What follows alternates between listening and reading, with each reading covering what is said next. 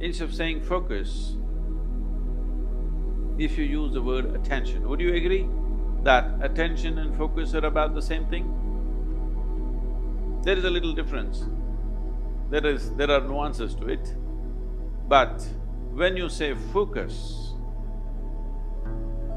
it's just like focusing a light on something means only a focus is always a spot.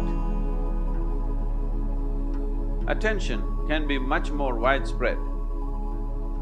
See, right now, if you have clear vision, I'm having problems seeing the young man because you kept him in darkness there in the hall But if the hall was well lit, I don't have to focus myself to see the people who are sitting here. I just need attention. If I'm attentive, I will see all the people here the way they are. But now I get interested in this one young man, then I need focus.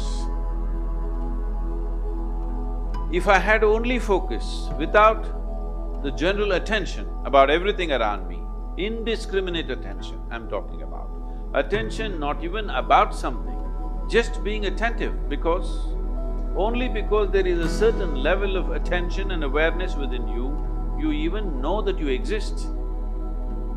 Otherwise, let's say in sleep, in your experience, neither the world exists nor you exist, all that's happened is there is no attention. Because there is no attention, there is no perception of any kind.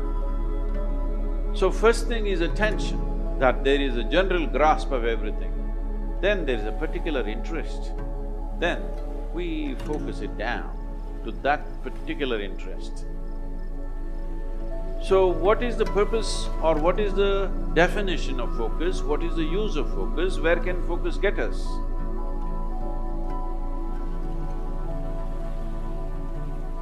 We are focusing on something only because our attention is not keen enough. If our attention was very keen, you would not need to focus on anything. In the yogic systems, we have what is called as dashavadanis, shatavadanis. What this means is, a man will do 10 things at the same time. Another man will do 100 things at the same time.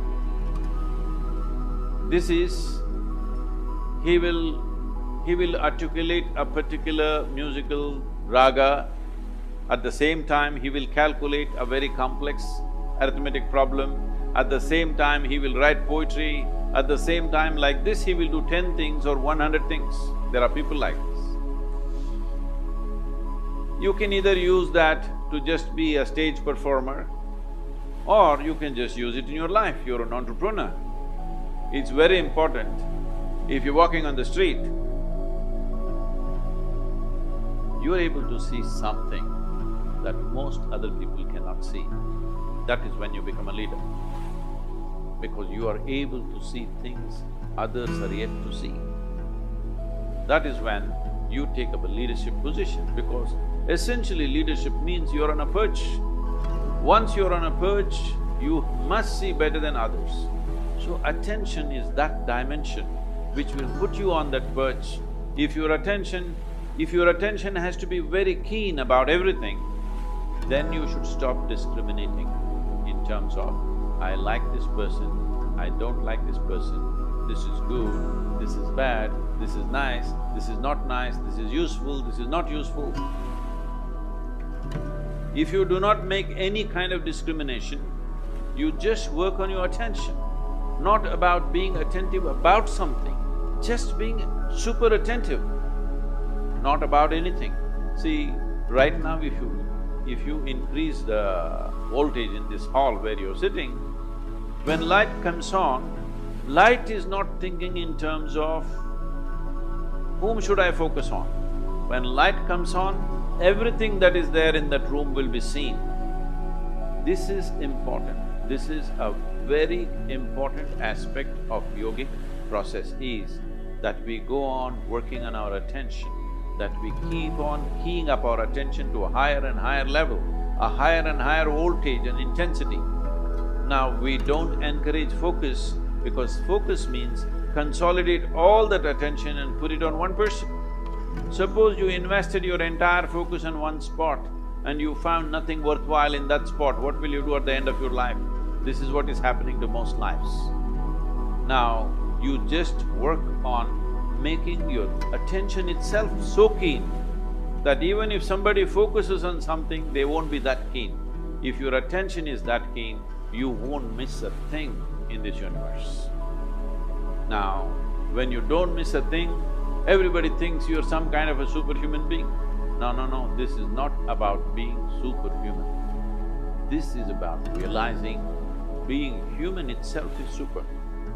So, if you cultivate your attention, we can give you very dynamic processes through which you can scale up your attention to a higher and higher level.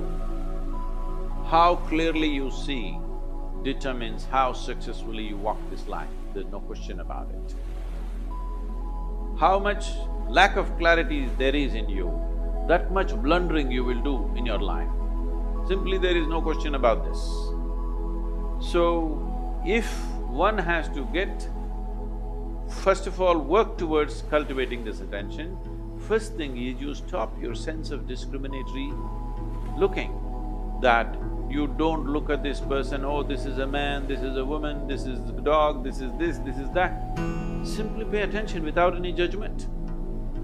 If you just pay attention to anything and everything without any judgment, you will see, if you just pay attention to an ant, there are phenomenal things. You're in Germany, who knows, if you pay enough attention to an ant, you may come up with the best automobile on the planet, because I have not seen any machine moving with as much dexterity as an ant moves. But I think nobody has paid enough attention to an ant. So, attention, raising the bar of attention is more important than focus. For immediate purposes, if you need to focus on something, you can.